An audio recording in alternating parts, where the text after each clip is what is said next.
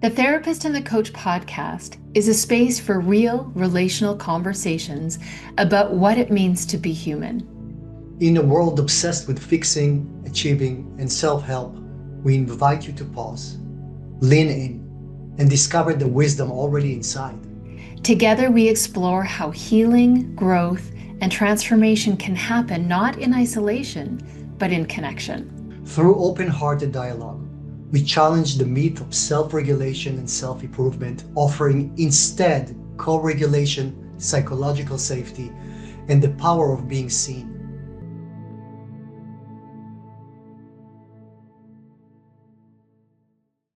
Lerae, Oren. I know we met like an hour ago, but we're right now we start recording, and it's seeing your face beaming. It makes me feel so good. And yours. Oh my goodness. I've been very excited. Thursdays, that's our podcast day there. Yeah, Thursday it mornings is are something I look forward to every week now. So thank you for that. the same here. And what we thought about talking today, I told you I'd like to keep you a little bit in the dark, and I want to talk Yeah. about it in the podcast. So you said I'm open. And that's what's beautiful about our podcast, that sometimes we know what we want to talk, sometimes we just start talking and then it gets momentum.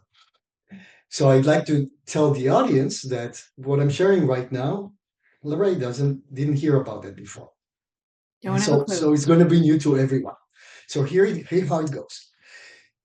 Before I came to you, it was I think Friday, right? Friday.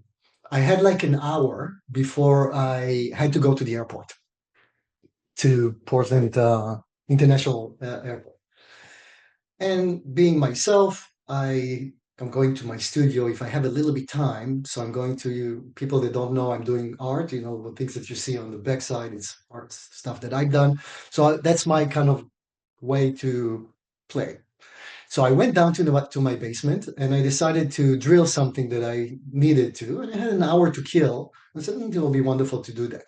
Instead of drilling what I wanted to drill, I drilled my hand. As you know, I came bleeding. With the bandage, and my The mummy bandage, that. instincts got all like, "Are you okay? We need to take you to the hospital." Yeah, Yeah. no. So you knew that part. And it was so deep. So many times I scratch myself and I'm playing and just, kids play, they get sometimes injured and cut. And I'm one of those kids that when I play, I get injured and I never really make a big deal out of it. I put a bandage and I keep going. This time I drill it a little bit too deep.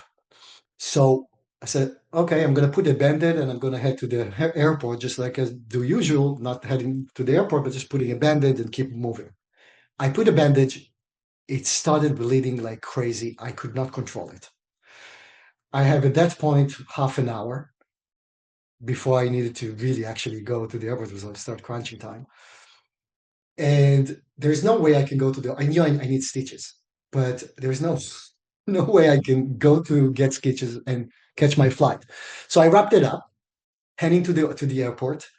All the way to the airport, my hand looked like somebody that his hand was cut off. It was just bleeding profusely.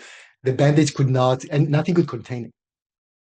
So I'm coming to the airport to PDX as my dad, and everybody's looking at me. And I said, "Do you guys have? Um, can I get medical attention?" In seconds, I got wonderful people that came and attended to me and wrap it up a little bit because we knew that I need stitches. They could not really do that over there. They were kind to wrap it up and send me off, but it didn't contain it. It was just really bleeding on top of the bandage and everything else. And I flew all the way, tried to, in the plane to just to contain the bleeding. It was just a lot of bleeding. By the time I came to Vancouver, that was my first station before the Yeah. second one that I had to catch up. My hand was just looking like Oh. a horrific sight. I was actually okay. The only thing that I was worried is it was just bleeding a lot. You need to stop. Couldn't stop it. So I'm landing and I'm asking somebody from, I don't remember, I think Air Canada can I get something? They saw it and I said, wait here. We're going to get you something. And they said, you know what? go through the immigration first. Somebody would wait for you there. So I'm going through the immigration, and in immigration, people are usually firm and all that.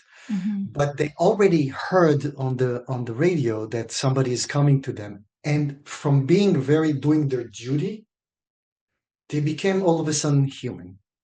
Like, not that somebody your duty is not human, but so many times they have a tough facade that they just need to see documents. They don't want to see any human. Understandably, from security and all that. Not that somebody from security cannot be kind, but that's Mhm. so many times what we see. So I'm sitting there in the immigration. The staff was so amazing, amazing. Like one after the other, they put me in somewhere. We were waiting for the ambulance to come. This ambulance turned out to be like doctors on bicycles coming to attend to that. And in the meantime, uh, two of the women there that were working, that I first of all saw very stern and like like those, started having conversation with me, and I'm still trying to, I'm okay. I'm just bleeding, but I'm really okay. Yeah. And they started opening up their what's happening here. And I was kind of very curious because it's kind of an opportunity for me to know a little bit about what you guys do. And I say, it's very interesting that you are, if you come to immigration, you people are usually scared because it's like, it's another hurdle to go through that. And usually you look like that. And but here, when I talk to you guys, you're so friendly and you're so sweet and you're so kind and you need water. They were really like, I couldn't tell you how kind they were to Mm. me. And what I observed as I'm going, I'm observing the relationship between them. And we laughed. She called me like that. She called me, well, my boss right now is coming. And she came and she reminded me Amy Schumer. Do you know Amy Schumer, the comedian? Yes. She was Amy Schumer. She was hilarious. She was sharp, quirky, but very kind and funny. But you could see how in her outer world she is managing. She's doing her job. Mm. So I will start talking, and in the beginning I thought, oh my God, that boss is coming and she's going to talk to the one that was with me, who were definitely her employee. And I thought there would be tension between them.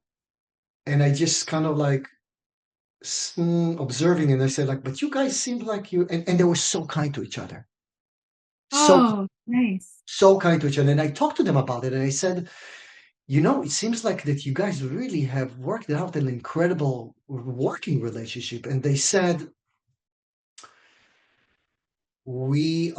everything is about our relationship. That's the way, because we are dealing with so much stress from the outside that Mm. we had to found an incredible relationship between us. We cannot wait to come to work. Because I told them, wow, it looks really stressful. He said, yes, we're coming to war every day. The war is not inside us, though. The war is outside us, because we have to deal with so much stuff that is happening, objective situations. But we found we are a family. We cover for each other. We're listening to each other. There's no hierarchy, even if there is hierarchy. And I was so impressed by that. They took me anyway from beginning all the way to out Mm. with so much kindness. So I was so impressed with that. And I wanted to tell you that when I met with you, and Mm. I did, because I did, and that I kept it in mind. We had so much to talk about, and I was so concerned. I was focused on the injury, not You the know, I know. experience of the injury. Yes, yes, of course, because it looked bad. Then, Lerae, what happened later? I want to jump to the other end Oh, of it. No, there's no, it's more. not the end of the story. Yeah, and then Okay. and then I would want you to reflect on that. But I would ask you. I'm Okay, I'm curious loving about it. what you. Then I'm leaving. I'm coming from us, taking the flights to Vancouver and Vancouver home. In Vancouver, then I need to go through the immigration back to the US. There was a delay. So I was running, and that opened up the wound again. So I'm start bleeding again. I'm getting to the immigration, and this time it's a US immigration officer. I'm running because I knew I had to catch up my flight. If I'm not running, I'm not going to make it. So I'm running, and then just exercise, the blood pressure goes higher. Before I know my hand in that. So by the time I got to the end, I literally had few minutes before the gates are closing. The officer was sitting there, like tough guy, and I'm waiting, and I can see him, and he sees me, and I'm waiting. I'm in line. I'm first in line. He doesn't do anything. He sees me. My hand is dripping. I am out of breath, and I can see that he's kind of looking at me with suspicion. It doesn't even call me yet to come forward. And I can see he's not doing anything. He's just kind of like playing kind of in me. Mm-hmm. And I saw that he's looking at me in a suspicious way. And I'm coming to the booth, and I ask him, so where did you go? And I told him where I went. What did you do there? Like in a very unkind way. Let's put it this way. And I told him where I went, and I said I went to meet a friend, and it was our business. What did you guys do? Like start questioning really deep, like personal questions that they are allowed to, but I felt myself really my system start getting like I'm getting angry, like I'm start getting enraged because I felt disrespected. I felt really disrespected, and I can see he's looking at my vulnerability as a red sign. With out of breath, he saw things that he interpreted as suspicious. And I said, officer, and he takes his time, and you can see he start drilling me for no purpose. Yeah. And I'm asking, officer, I have a flight. I injured my hand before that. Because I was running, I started bleeding.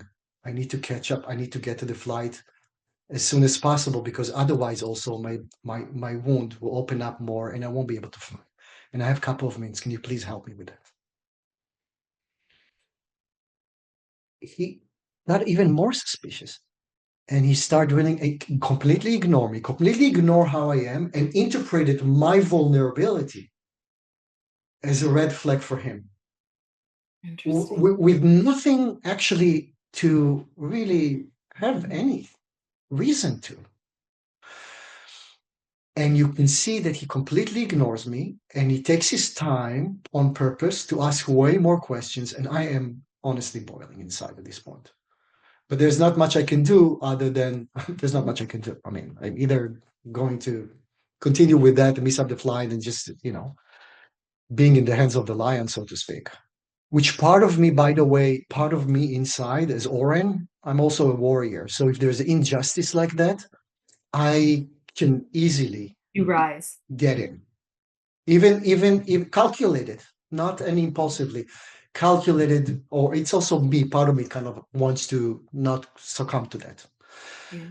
But at the same time, I knew my situation. I knew I wanted to catch a flight. I was bleeding again. So I said like that. So at the end of it, he took a couple of more minutes, like really torturing me, knowing that I probably going to miss my flight. So eventually he's kind of putting the passport out, kind of that, and I just teared it out of his hand, like, took it like that, start walking. And I could see him at that point looking at me, kind of thinking, should I stop him, or what should I do? Because I challenged him. Mm-hmm. I'm stopping now. I start moving fast towards the gate, not even looking, just took it and go out. Before I went to that, and I knew that he's not done with me.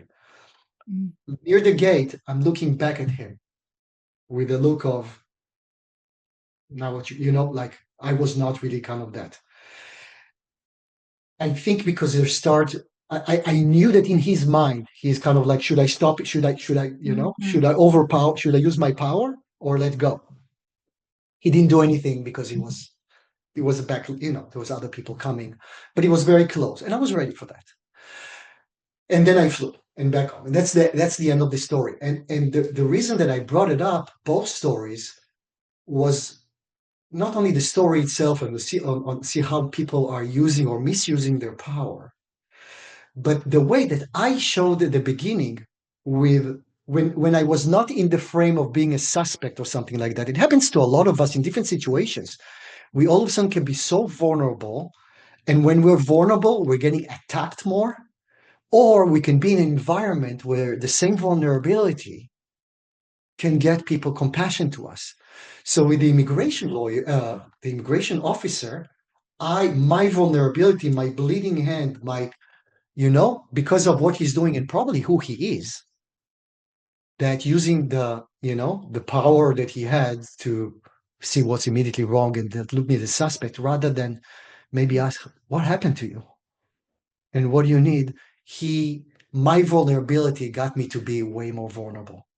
Where at the beginning, in the airports, both in PDX and in Canada, in Vancouver, when I just came as a passenger that needs help, oh, of course, all of a sudden I tapped into those parts of the people that could actually see me vulnerable, but I didn't threat them or I didn't threat anything about that. So I thought it was very interesting to talk about that. Mm. Now I know I talked about it. I'm really curious to see how you feel about that. Well, the whole thing breaks my heart, and I also see how it also enlivens my heart, and I think it really illustrates well what we are talking about here. And there's so much in it.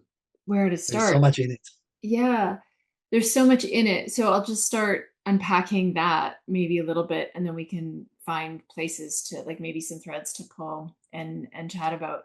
So there's the masculine feminine response. That's there. There's but again, there's also the individual response, because just because male and female, is a distinction, female can meet with that same energy as the male did, and vice versa. Then there's the thought that I find myself saying sometimes in those kinds of situations, I must look like someone that person hates. Like something about me has activated them. 100%. And I will say, and then I move to well, I'm just going to kill them with kindness. Like, even that language is really out of character for me, and yet I find myself saying those things. So there's that. Then there's the environment, the impact of the environment. Like, I actually was having a visceral somatic response when you're telling me about stepping up to the gate with that and entering into that energy. So it's already intimidating. It's already, there's an air of suspicion that is conditioned in me. Airport security, and so I might even be contributing to that unbeknownst to me. Right. Then there's this real, the thing that was consistent was you. Like, in both circumstances, you are the common denominator with your bleeding hand, with your vulnerability, Right. and how the world meets us in that space. And then the conditioning to not be that, but to self-protect. Yeah, I mean, there's more. So I'm just going to stop there. Is there anything you want to add to the soup of that? Well, yes, and I'm thinking like we talked about the feminine and the masculine. Earlier, The interesting thing about that, the ladies from Vancouver that were in the immigration that actually sat with me, they were a beautiful combination of feminine and masculine. You could see a more masculine sense of their self coming to the work. Because of the immigration, there is no even their clothes were pants, shirts. They were kind of like the uniform, and they were tough. You could see them there kind of on the regular basis. They're doing that in kind of more masculine way. Not like that there's it a needs to be facade that of some way, kind. Yeah. Mm-hmm. but the moment they saw somebody vulnerable, their feminine part came in a beautiful way. Mm-hmm. By the way, the same thing on PDX before I flew to Canada. When I got the medical attention, it was actually two men, two rough, tough men from the TSA. They're kind of security. Once they saw me, you could see the feminine part of them come. They were very tender. They were very sweet. It's almost they had to step up of their role to be tough, masculine tough, right? And coming into being human. And it's not even about, that is kind of for me, both feminine and masculine can be human. It can be, it just comes up as this is good, this is tough and bad, or this is feminine and good. I think that we all have those parts in us that can come in different situations. It depends on like you said, the condition, on the role, or how we should be or shouldn't be. There was, I noticed Or that even how we're told to be. Like the absolutely, interpretation. absolutely, absolutely. I saw even this time. I don't, I'm kind of noticing so many times when I'm going through security. There is kind of like they always change their policies how they should be with people. I noticed both in PDX in Vancouver that the TSA, the ones that actually will check, the security before you go into that, were much kinder than usual. And I actually asked about it. I said, guys, you're more smiling than you are. It's like, yeah, now we can actually be less. I guess they got different training that they don't have to be rude or need to be unkind and so directive because people are people and you don't have to scare people. You can do your job even in security with kindness. And so why can that be? Why can we do all that we do, whatever the role that we are, whether you're a leader, whether that without authority, with kindness, you can do your job the same you are. You can look at the monitors exactly how you are with kindness. Maybe you'll get even better idea about the person rather than creating suspects. Because the moment people start looking you that way from the security, as I think you said, like we start getting scared. If we getting scared, we're going to be suspect. Yes, and also you're then in a brain science, the I always not the hypothalamus, like the part of the brain that activates for fight, flight, The right? amygdala, the amygdala, The yeah, amygdala is the firing, amygdala. and you're not in your right mind, if you will. It's You're all not. You're in a reaction, fight and flight. You're in and then protective mode, things escalate from that place. and that feeds into their agenda. So there's also something that you brought up too, is that going to past conversations, therapist, coach perspective about, and you were bringing to many of our conversations the idea of past trauma and how it shows up in the window of tolerance and all that good stuff. There are certain people that are attracted to those roles because of the ability to influence or force or exude power. I know that there's that piece too. So if somebody is in that role for that purpose, then you actually created the perfect environment for them to exercise that part of themselves. And it's all human. Like it's some of it's more effective than others, but what also I can't help but think and bring in one of my lifetime mentors and teachers, Viktor Frankl, and his book, My Man's Search for Meaning, and how he survived the camps from that very thing that you're talking about. Here he is in a life-threatening situation, dire circumstances, but his understanding of psychology and his understanding of human nature, and that we actually have a choice. That's all we have. We cannot control our environment. We cannot control any of that. Even in an airport, yes, we have a role. Yes, we have a job to do, but we always have a choice.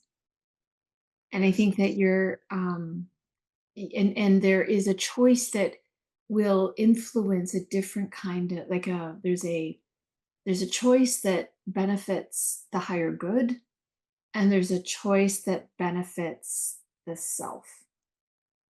I think that's a distinction I'm just making in the moment. I don't know if that's really accurate. But it was his understanding of that choice and his capacity to meet his captors as people, as humans, that saved his life. And also saying no to an escape plan because someone required his assistance actually saved his life too. So there's that's a really profound book. It's coming up for me in this, and I actually don't know all of the connections or why that his name and book came up, but that's really just on the top of It's my Viktor Frankl, and that's something that I'd like to thank you for your thoughts, and they're beautiful. Viktor Frankl survived, and the way he was carrying himself, could be with himself in light of so much adversity, he was capable, permeates around. So many times the way we are is affecting obviously those bully, or Well, how people do brought him food. The yeah, guards brought him food because yeah, they had empathy, because he evoked that in them, because of yes, how he chose to be yes. in relationship with his conditions, with himself, with everything. Want to take my part, if possible, for what you're relating, because it's just the last part of the last leg of my trip with that immigration officer, and take it maybe as a case example for what we were just talking about. So when I got to I'm usually a calm. You kind of know me a little bit by now. I'm pretty Calm, regulated. happy, I'm regulated. calm. I'm a calm. It takes a lot to get me to a place where my windows start getting to close. But I'm human, just like anybody else. It will get close. Mhm. And for me, it especially comes when there's injustice, in the face of injustice. That's an activation point for you. It's an activation point for me. So Mhm. I was bleeding, I was tired, I was running out of time to catch that, and I faced with somebody who's misused his power.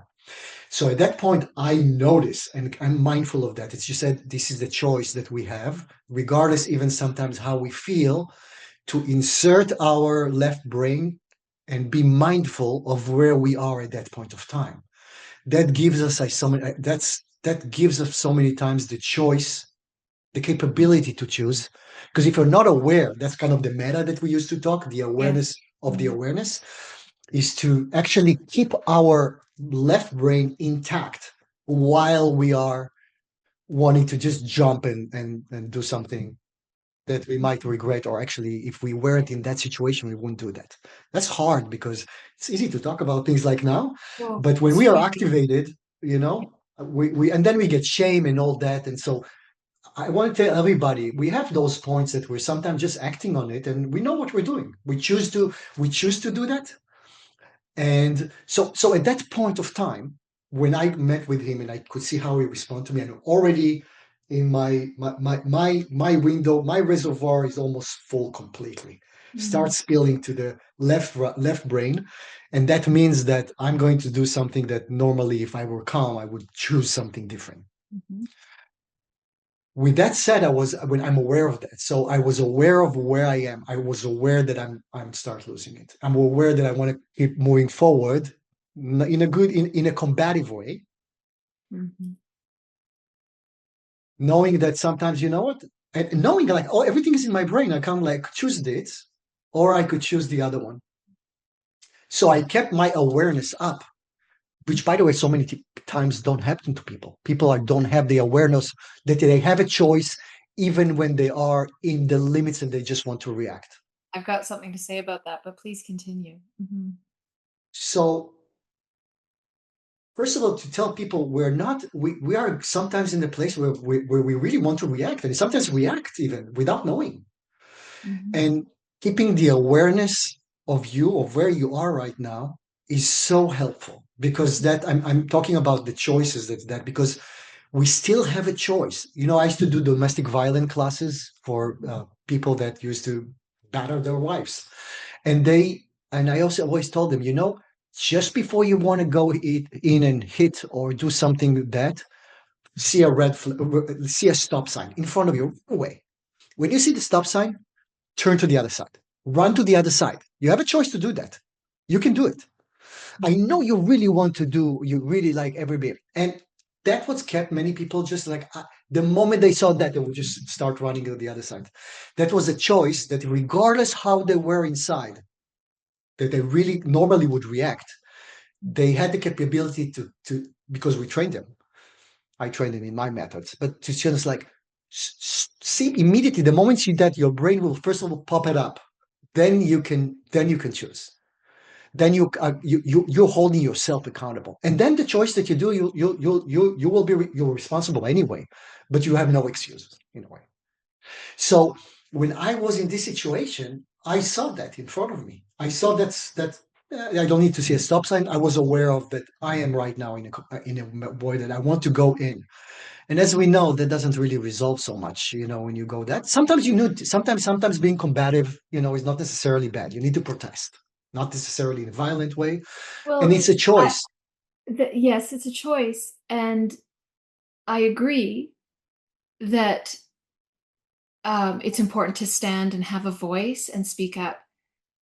What I do want to bring into our conversation is that, as far as I know, maybe there's more ways to do one thing, but I believe any behavior can be done in one of two ways.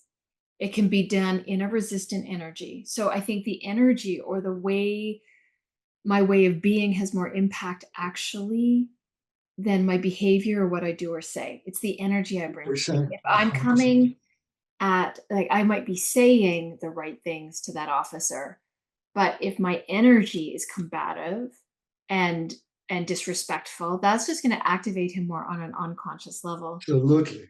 And so what I wanted to say back before, and I was still listening to you, like I crossed my fingers. Please. I remember there's something I want, but I can be present. From a coaching perspective, again, here we're talking about this choice that people have, and we're meeting as therapist and coach, talking about the human experience, and from that place, it's like, oh yeah, same. It's another similarity. You have the understanding and the brain science behind it. From a coaching perspective, I've come to name that choice or the zone of choice. I created distinction, number one, and then created some language to help people understand that there is a zone, like the choice they have. So Yes. the distinction is between reacting and responding.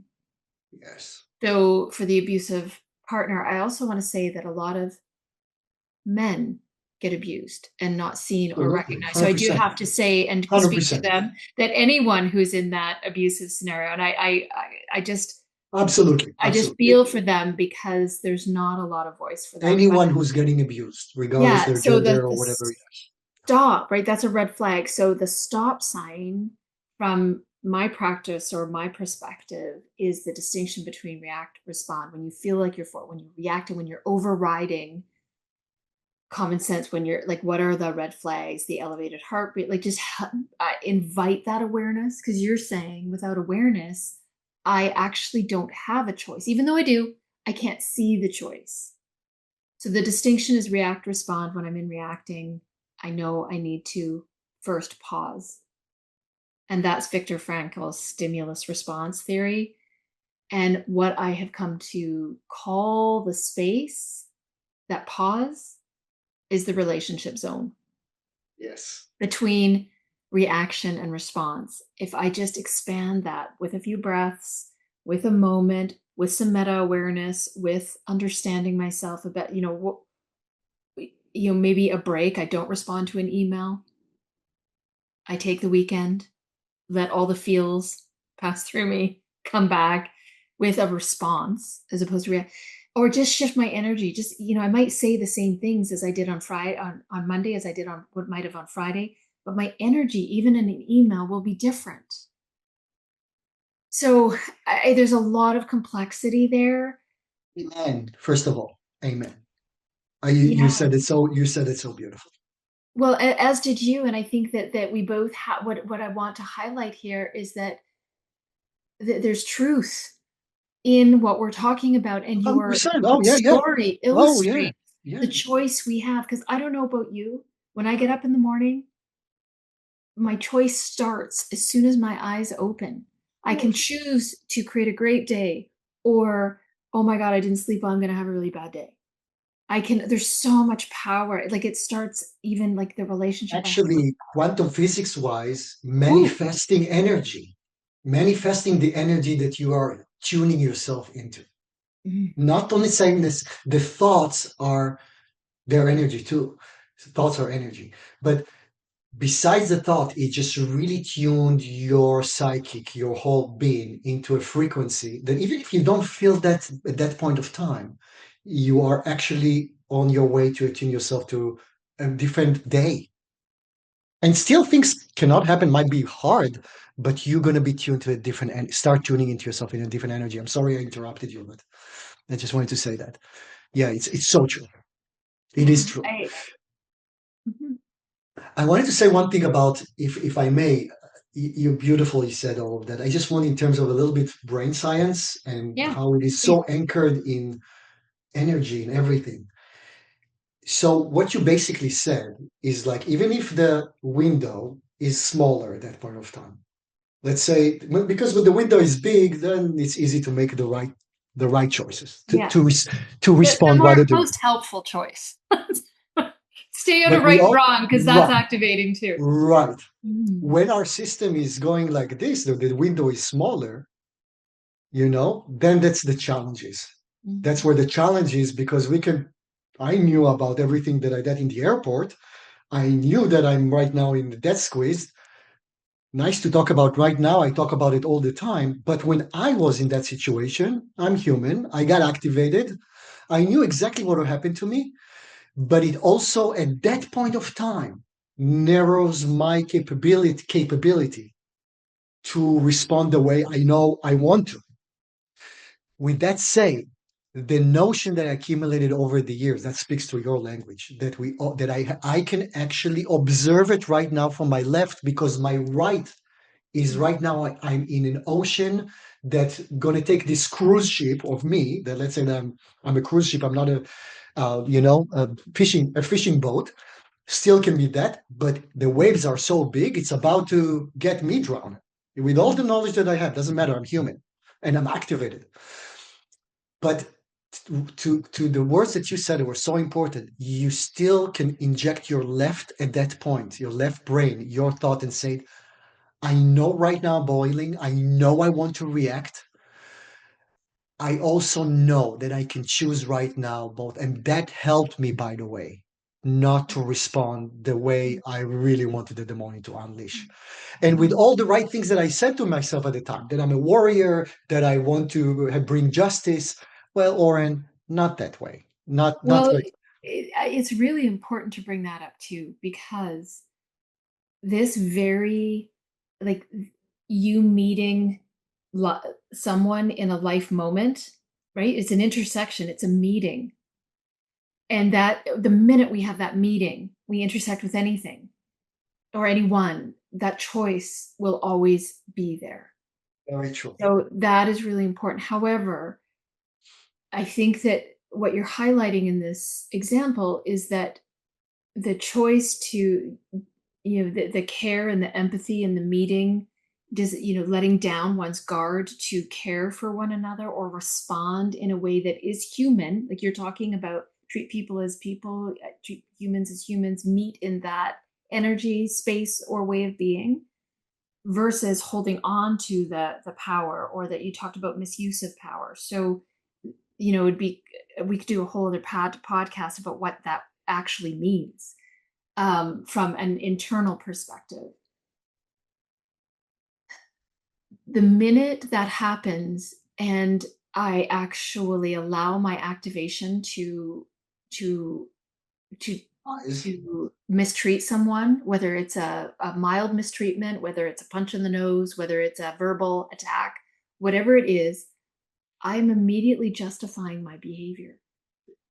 And that is the rock and the hard place of being human, because I am immediately making the person wrong to blame. And this is where we talk about blame. Like if we could just let blame go in our society, there That would will be be, so wonderful. Exactly. because all there is self-regulation and co-regulation, which is why we talk about it so much. Exactly. Really, that idea of whether it's a coaching session or whether it's a counseling session, developing a meta awareness and giving people the tools to regulate in any kind of meeting, whether it be explosive, because if a fire doesn't have oxygen, it goes out. 100%. Like, So there is a beautiful. way to resolve conflict simply by not engaging in it or meeting it from a clean space within oneself, even if I'm saying the deepest, honest, most forceful truth I have to share, because injustice is one of my values. I'm, coming from your perspective. So beautiful. So there's like 10 a million conversations we can have about this, because it's the human condition. Because the It's the minute I human start condition. justifying my behavior, I am not changing. I'm actually deepening and rooting myself in my misbehavior towards others, when it could be so different. And those women and the people that rode up on their bike, that met, like, show, like, your story illustrates just so much that is near and dear to my heart. And I've watched, here's the other thing, is that in that choice, transformation can happen. A leader can understand what you and I are talking about, and find and exercise the tools, maybe for 3 or 4 days, start to develop that meta awareness, and have a pause before leaning into his team or her team. Exactly. And all of a sudden, it can change. Like, all of a sudden, what was so much effort before, becomes effortless because of the responsiveness, because we all want to respond to one another. I mean, it's what we're 100%. wired for. We're hardwired for it as humans, and we go against it when we force Yes. into and lean into each other for results, for gain, which is why we're finding so much joy in our new method of getting results, which is ease Yes. and flow. And because Yes. it's so potent and profound, and we have so much impact in what we can produce, but it's all relational. It's all relational, and it's all, you're absolutely right. I want to take, I know we're kind of I about know. to, but Yeah. I'm itching to say something about the beautiful words that you just said. When I was in this situation, so what is existentialism or humanism? Is basically we always have choices. But if you narrow let's say you live in jail, you are in jail, do you still have choice? Of course you do. You can choose to think about this, you can choose about that. You have always choice. But as you increase your freedom inside, the walls are widening, and so you have more space to make choices from. I was at this point, if I'm right now talking about that, I have empathy to this officer. Yeah. Not to his action, but I can see a boy probably underneath that a small boy that had to be so big and so exercise power, because I can imagine he felt powerless in his time. I could not have this empathy while I was getting hurt. My my I was in a cell in that situation. My freedom to have my own choice was narrowed, yet I still could have a choice. And I want to take your powerful words and say that we can always have a choice under the circumstances that could increase eventually our choice to react in a way that is much more impactful. And we're not really attacking, because attacking is inviting another attack. And that's why we have the division in the world. And we have where we actually experiences the same from different directions, doing that to each other. Well, yeah. Yes. And so at that point, I could really, what could squeeze in the choice, the meta awareness could actually give me the extra room to make the choice to not go all the way in a way that would not be what I actually want, Yeah. not for me and not for the officer. But You would have definitely missed your flight. for sure, to say the least. But Yeah. it wouldn't actually heal anything. It won't change anything other than be an outlet of my frustration that actually not helping even to change the things that I want to change. Yeah. So I knew, but the important thing is that I made a choice to react, and I made a choice, by the way, not to be completely compliant and go against who I am. I chose, really, actually, I chose at the time because I did think about that. I knew Yeah. I was in control.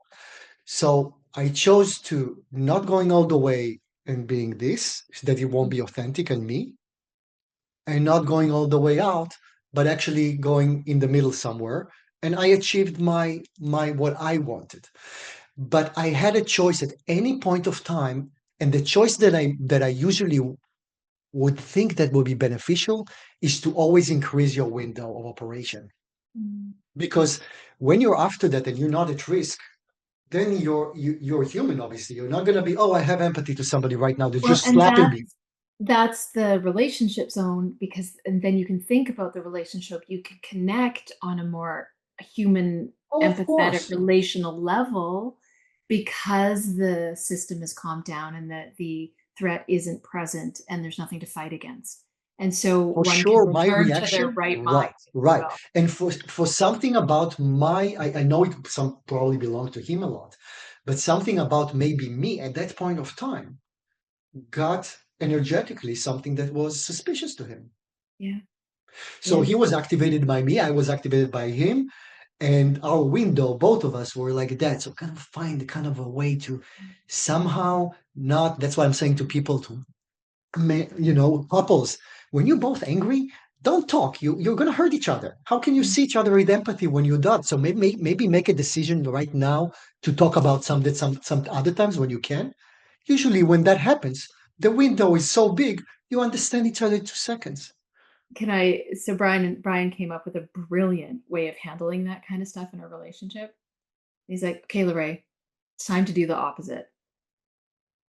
And that's our signal, like, okay, I'm coming at him with something. I'm not in my right mind. I'm not behaving aligned with my vibe and energy of love or care for him. It's like It's beautiful. so that's our little thing, 100%, so, and it is, 100%. if you do the opposite, then Then you're expanding your system. but just even thinking about Right. is a tool that I give some of my clients. So Yes. I do want to bring, because one of the things as a coach I do, and you probably do as well as a therapist, is I watch body language, what's being said and what's not being said. And one of the hand movements that you have used the most today is this and this, right or wrong, good, bad, vulnerable, powerful, like all these extremes. But when you were talking about the choice, you kept coming back here. And I really believe that and have watched, and it's something that is alive and well in my coaching practice and the people I work with, is the answer usually to any conflict resides in the middle. And isn't it interesting that those are prayer hands, not just from a religious standpoint, but it's No. also a coming together in front of our heart. Yes. So Yes. from, as long as human beings have been in existence, prayer or this has been a symbol of connection with a higher source, a higher power, our higher selves, whatever you want to call it. But it's a meeting It is. over the heart. It And so is. I do want to bring that into what we're talking about, because even that thought that if I'm in an extreme position, if I'm needing to be right, then I have to have somebody be wrong. I have to look like I'm like a missile seeking a target. Like I have to find Right. somebody who's wrong so I can be right. Or if they're not wrong, I have to make them wrong. And that takes a 100%. lot of energy. If I just take some time to reflect, and that's what a lot of clients do, they just have the space in their coaching session. It is the relationship zone. It's the safe place they can come and bring conflict and unpack it in a safe way that helps them regulate and come to, like, it's amazing how many possibilities that they don't have access to solve a problem or a challenge. They don't have access to information because of the brain science and all the stuff that you share. They can't even access their prefrontal cortex, so they can't be constructive. So it's so fascinating how. Oh, thank you for bringing this and Thank you sharing for. I'm this just listening to you right example. now. I'm. It's just so resonating. It is so true. Actually, it is just right here, right now, in this expanding space that we are able to kind of expand it as we go. As you said right now, it opened up all possibilities. And that's actually the physics of things. When we're talking about waves, when we can send a vista, there is infinite ways that we can create reality. If we're capable to tap into that expanded zone, to constantly expand the zone. And we're capable. We're capable. We are, and children are capable. You All just children are reminded born me. with that, actually, Yeah, if we just listen to them. Brian did something with our children that I used to be in awe of. He would, when I have that toy, I want that toy, I want that thing, and then that I would just like, I'm out. That's how I dealt with it. I'm like, deal. And he would sit with them and say, you want it? You want it. There's one. How are you going to solve this problem? So he would come in and it disrupt the pattern of their wanting, the need, and invite them to, and women, our children are so agile, and they're so quick to go, and it was kind of like a game. He would come in kind of like, hey, this, they're like, oh, we're solving a problem, fun. But it's true in their relationship today. They will solve problems together in a way that is so high level that they actually don't have problems. Like they're very few times do they have any conflict because they're constantly in that state. So That's exactly right. When you solve it that way, there's really conflicts do not arise. oh, there's so much goodness here, and I just appreciate you for bringing that. And I actually, because you didn't really tell me the full story, I didn't know that you had that much hardship. So No, I it was knew it actually was a bad wound. and I was actually okay. It was really okay, but at the same time, I wanted to talk to you about that in Yeah. the podcast because I Yeah. thought it would be very interesting. Well, I for us to appreciate speak. it. There's so much that we've dropped And I into appreciate here. you, Lerae. It was really feels so good to talk about all of that, and hopefully people can see the expansion that the creating within this podcast itself, even. Well, and maybe practice pause. Like maybe just Exactly, stop for exactly, the pause or exactly. find their own relationship zone or their way in. And I think that we want to probably the next podcast to expand on that because there is the neuropsychology and the quantum physics that is going a bit deeper on that can help people to actually master that. Okay. Well, what we often do in our podcast is we say, well, maybe in our next podcast we'll talk about this, but then we either talk don't about talk for a week and so much happens. And then We're we throwing it out to but whenever it comes. We'll get there sometime. We'll get it somewhere. Yeah. All right, love. Well, it has been wonderful to be with you again today. Thank you, sweetie. Enjoy. Create a wonderful day because it is a choice. You too. And thank you for everyone who watched, and we send love to everyone, literally. Even the guard. Especially the officer. Especially him. Yeah. All right. Be well. Be well. Bye-bye. Bye.